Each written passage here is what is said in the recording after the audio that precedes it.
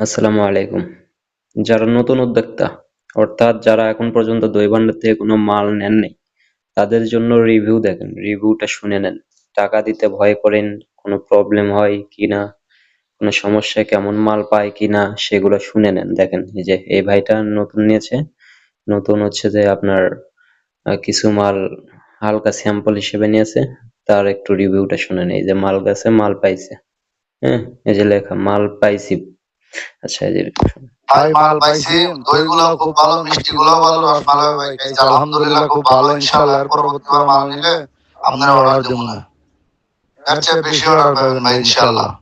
আচ্ছা, তারপরে আমি কি কইছি দেখেন। আসসালামু আলাইকুম ভাই, জীবন ভাই, আপনাকে কিন্তু আমি বলিও নাই রিভিউ দেন কিংবা মাল কেমন পাইছেন এগুলো কিন্তু কিছুই বলি না। আপনি নিজের থেকেই কিন্তু বলে দিলেন। যাক, ভালো লাগলো শুনে। সবসময় মাল এরকম পাইবেন ভাই, আমাদের মাল এরকমই যায়।